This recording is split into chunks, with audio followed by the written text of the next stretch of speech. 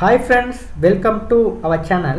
இன்றைக்கி நம்ம சேனலில் என்ன விஷயத்தை நம்ம பார்க்க போகிறோன்னா, ஒரு ஃபேஸ்புக் அக்கௌண்ட்டில் எப்படி நம்ம ஒரு ஃப்ரெண்ட்ஸை வந்து பிளாக் பண்ண போகிறோன்ற விஷயத்த இன்றைக்கி பார்க்க இருக்கோம். அதாவது ஒரு ஃப்ரெண்ட் வந்து நம்ம ஃபேஸ்புக்கில் வந்து ஃப்ரெண்டாக ஆட் பண்ணதுக்கப்புறம் அவர் நம்மளுக்கு ரொம்ப தொல்லை கொடுத்துட்டு இருக்கிறாருனாங்க. அவரை நம்ம எப்படி ஒரு அதில் வந்து பிளாக் பண்ணுறது, எப்படி நம்ம ஃபேஸ்புக்கிலேருந்து நம்ம ஃப்ரெண்ட் லிஸ்ட்லேருந்து அவரை லைஃப் லாங் அகற்றுறது, அதைத்தாங்க இன்றைக்கி நாங்கள் வந்து பார்க்க போகிறோம். அது வந்து அவ்வளோ கஷ்டம் இல்லைங்க, ரொம்ப லேசான வழி.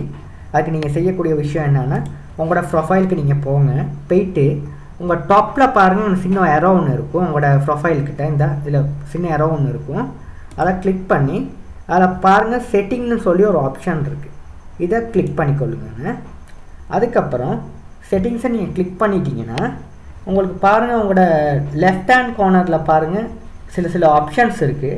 அந்த ஆப்ஷன்ஸில் நீங்கள் செலக்ட் பண்ணுற ஆப்ஷன் வந்து பிளாக்கிங்னு சொல்லி ஒரு ஆப்ஷன் இருக்குங்க. அதை செலக்ட் பண்ணிக்கொள்ளுங்க. அந்த பிளாக்கிங்னு சொல்லி ஒரு ஆப்ஷனை நீங்கள் செலக்ட் பண்ணிங்கன்னா அதில் பாருங்கள், பிளாக் யூசர்னு சொல்லி ஒரு ஆப்ஷன் இருக்குது. இதுதான் பிளாக் யூசர்னு சொல்லி ஆப்ஷன். இந்த பிளாக் யூசர்ன்ற ஆப்ஷனில் தாங்க நீங்கள் உங்கள் ஃப்ரெண்டை வந்து நீங்கள் பிளாக் பண்ண போகிறீங்க. இந்த டெக்ஸ்ட் பாக்ஸில் தான் அவரோட பேர் இல்லை இமெயிலை நீங்கள் டைப் பண்ணி நீங்கள் பிளாக் பண்ணிக்கொள்ளலாம். அதுதான் எனக்கு சொல்லப்பட்டிருக்க பாருங்கள், ஆட் நேம் இமெயில்னு சொல்லப்பட்டிருக்கு.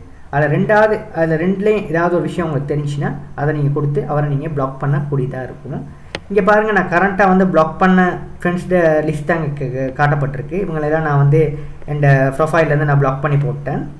இப்போ இங்கே வந்து நீங்கள் வந்து டைப் பண்ணுங்கள். சும்மா உங்களுக்கு யாராவது ஃப்ரெண்டு உங்களுக்கு பிளாக் பண்ணணும்னா அவரோட பேரை நீங்கள் இப்படி டைப் பண்ணலாம். டைப் பண்ணிவிட்டு பிளாக்னு சொல்லி நீங்கள் கொடுத்தீங்கன்னா இந்த மாதிரி ஒரு விண்டோ ஒன்று வரும்.